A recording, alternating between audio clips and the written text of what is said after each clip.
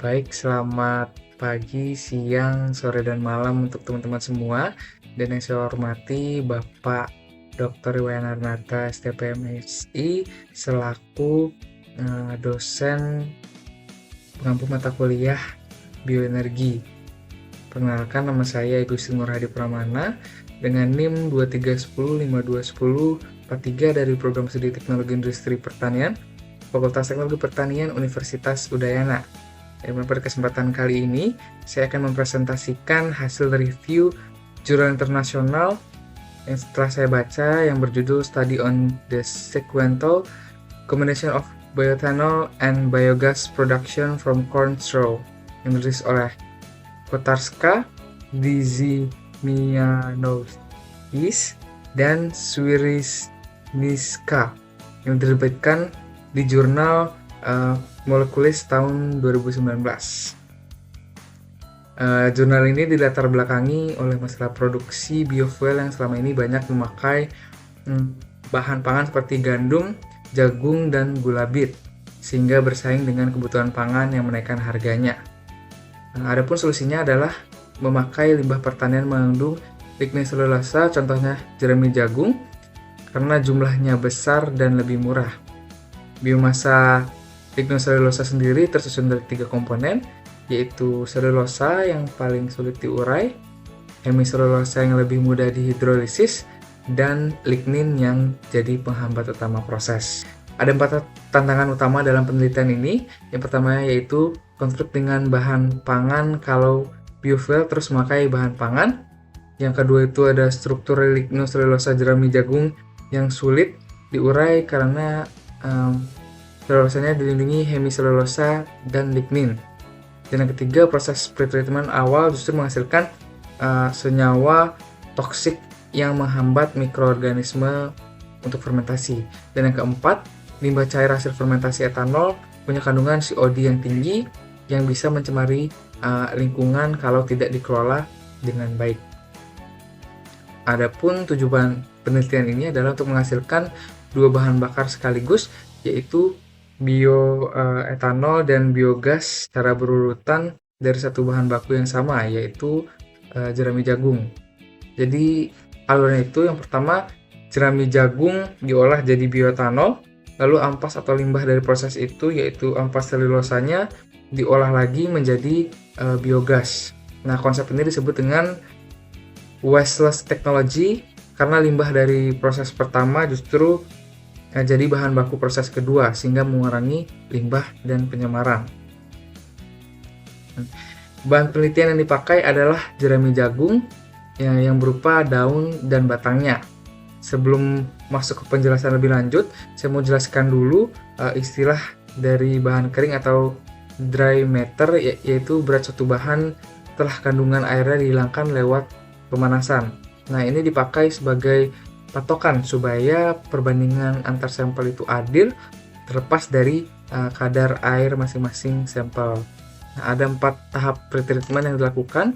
Yang pertama itu penghancuran mekanis, yang dimana jerami digiling sampai ukuran partikelat sangat kecil. Yang kedua itu ada pretreatment kimia, yang direndam dengan kalsium hidroksida dan dipanaskan bertekanan. Ketiga itu ada detoksifikasi, memakai karbon aktif untuk menghilangkan senyawa racun. Dan yang keempat itu hidrolisis enzimatik, memakai enzim selulase dan hemiselulase untuk mengubah selulosa menjadi gula sederhana. Untuk produksi bioetanol digunakan metode SSF atau simultaneous saccharidization and fermentation, di mana proses hidrolisis enzim dan fermentasi gula dilakukan bersamaan dalam satu wadah. Mikroba yang digunakan adalah Ragi Saccharomyces cerevisiae strain D2 yang tahan kadar alkohol tinggi, suhu tinggi, dan pH asam. Nah, fermentasi dicoba pada 3 suhu, yaitu 38, 40, dan 42 derajat Celcius selama 72 jam. Dan hasilnya suhu 40 derajat terbukti yang paling optimal. Setelah bioetanol diperoleh, ampas selulosa yang tersisa dipindahkan ke bioreaktor anaerob berkapasitas 2 liter untuk difermentasi menjadi biogas. Nah, prosesnya berlangsung pada suhu 37 derajat Celcius selama 8 hari dengan pH dijaga di angka 7,5 memakai NaOH. Lalu ditambahkan inokulum dan instalasi biogas berbahan kotoran ternak. Dan hasilnya, gasnya kemudian dianalisis kandungan metana dan karbon dioksidanya memakai kromatografi gas. Nah, hasilnya menunjukkan bahwa kombinasi pretreatment kimia dan enzimatik berhasil menurunkan kadar serat kasar jerami jagung dari 39,21% menjadi 12,15%. Kandungan lignin turun 43%, selulosa turun 33%, dan hemiselulosa turun sampai 78%. Nah, ini artinya bahwa struktur lignoselulosa berhasil diurai dengan baik, sehingga kandungan gula sederhana yang bisa difermentasi meningkat 85% dibanding tanpa hidrolisis enzimatik. Semua angka ini dihitung berdasarkan bahan kering jerami yang jagung tadi yang sudah dijelaskan. Pada tahap fermentasi etanol, setelah 72 jam diperoleh konsentrasi etanol sebesar 16,98 gram per liter dengan yield sekitar 31,25 liter etanol per 100 kg selulosa. Kandungan gula produksi turun 74% dari kondisi awal, yang menandakan bahwa proses fermentasi berjalan optimal tanpa kontaminasi dari bakteri. Dari segi kualitas, kandungan senyawa sampingan seperti aldehid dan alkohol tinggi masih di bawah batas yang disyaratkan untuk bahan bakar dan tidak ditemukan akrolein yang bersifat karsinogenik. Untuk tahap biogas, produksi tertinggi terjadi di hari pertama dan kedua, lalu terus menurun sampai hari ke-8. Nah, total biogas yang dihasilkan adalah 10,63 liter per liter ampas selulosa atau setara 330 liter per kilogram bahan organik kering dengan kandungan metana 68-77%. Selain itu, proses ini juga berhasil menurunkan COD atau indikator pencemaran limbah sebesar 57%.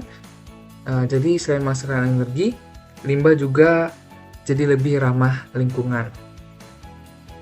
Sebagai kesimpulan, penelitian ini berhasil menghasilkan bioetanol sekitar 17 gram per liter dan biogas sekitar 330 liter per kilogram bahan organik kering dari satu bahan baku yang sama, yaitu jerami jagung.